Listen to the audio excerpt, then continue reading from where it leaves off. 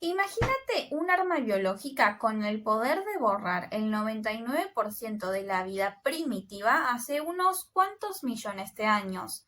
No estamos hablando ni de un asteroide ni de un volcán, sino de algo que es usual hoy en día.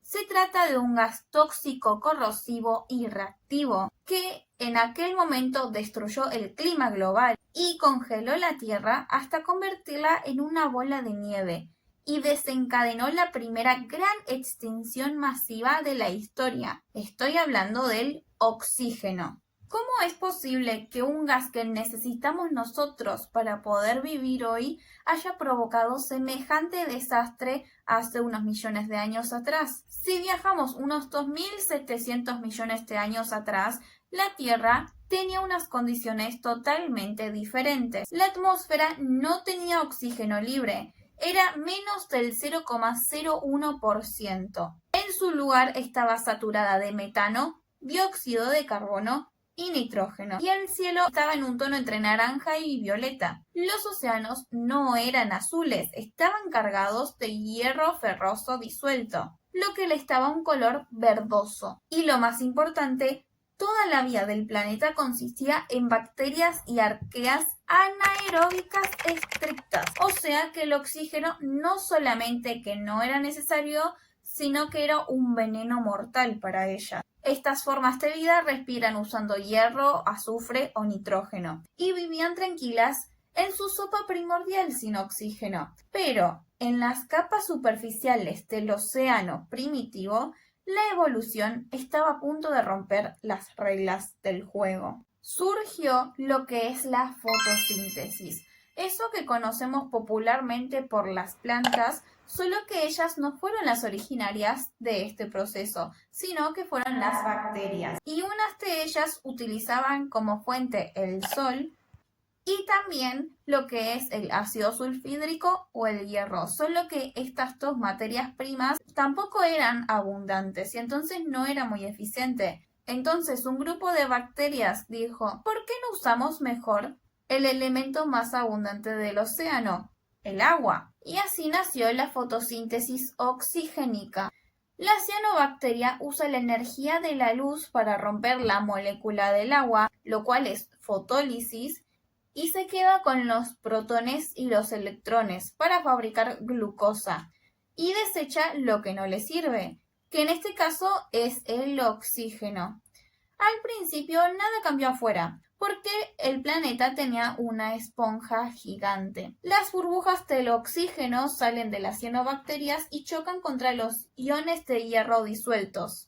Este hierro se oxida y precipita al fondo del mar como un polvo rojo o marrón. Y durante cientos de millones de años, las cianobacterias escupieron este oxígeno al mar y no se pudo acumular en la atmósfera porque había toneladas de hierro disuelto. Y al caer este hierro se creó gigantescas capas de hematita y magnetita, que hoy los geólogos llaman a estas estructuras formaciones de hierro bandeado. Avanzando los 2.450 millones de años, el hierro del océano se acabó, esa esponja se saturó y el oxígeno no tuvo más remedio que escapar a la atmósfera, empezando a acumularse ahí. Y acá es donde la historia se vuelve de terror.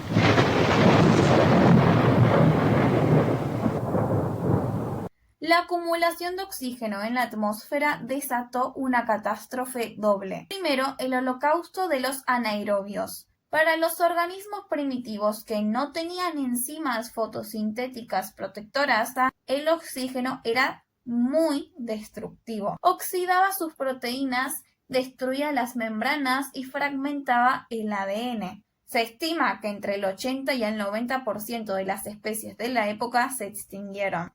Y segundo, la Tierra se volvió una bola de nieve. Ocurrió una glaciación. El metano de la atmósfera era el principal gas de efecto invernadero del planeta. Cuando el oxígeno subió a la atmósfera y reaccionó con el metano, lo convirtió en dióxido de carbono y agua. El problema, el dióxido de carbono es un gas de efecto invernadero mucho menos potente que el metano. Sin la manta del metano, el planeta colapsó en la glaciación huroniana, la era glacial más larga y severa de la historia. El planeta entero quedó congelado, parecía el fin de la vida, pero para la biología era el comienzo de una nueva era. De esta crisis surgió la innovación evolutiva que cambiaría todo. La respiración celular aeróbica permitió que las células crecieran, se volvieran más complejas, desarrollaran núcleos, lo que le dio el paso a las células eucariotas, que se unieran con otras y eventualmente que dieran origen a los animales, las plantas y a los hongos. Y aparte, el oxígeno atmosférico comenzó a reaccionar en la estratosfera, gracias a la radiación ultravioleta, lo que formó la capa de ozono. Por primera vez en la historia, la Tierra tenía un escudo protector que permitía a la vida salir del océano y conquistar la superficie terrestre. Ok, y ahora tenemos que entender cómo es que pasamos de bacterias a toda la biodiversidad que tenemos hoy en día. Y para eso tenemos que comprender la teoría de la endosimbiosis, formulada por la bióloga Lynn Margulis en la década de 1960 y respaldada por mucha evidencia genómica hoy en día. Lo que se sugiere de esta teoría es que teníamos por un lado una célula hospedadora grande y hoy en día se cree que se trataba de las arqueas Asgard. Y esta célula era anaeróbica, o sea que el oxígeno le perjudicaba. Y por otro lado tenemos una bacteria capaz de hacer respiración celular. ¿Qué es lo que pasó? La célula grande fagocitó la bacteria, o sea que se la tragó. Lo normal hubiese sido que la digestión celular destruyera a esta bacteria, pero ocurrió una anomalía metabólica. La bacteria sobrevivió dentro de la célula hospedadora. No fue de un ataque, sino de un pacto mutuo. La bacteria encontró un refugio seguro y un suministro constante de nutrientes dentro del citoplasma del hospedador. A cambio, la bacteria le pagaba el alquiler en la moneda energética, el ATP. Había nacido la primera endosimbiosis, que viene del griego de endo, adentro, y simbiosis, vivir juntos. Esta bacteria atrapada evolucionó con el tiempo hasta convertirse en lo que hoy conocemos como mitocondria. Y la historia no termina acá, sino que se volvió a repetir esta jugada. Una línea de estas células eucariotas primitivas que ya tenían las mitocondrias volvió a tragar a otro microorganismo, en este caso una cianobacteria. Otra vez ocurrió lo mismo, en vez de procesarla como comida, la retuvo.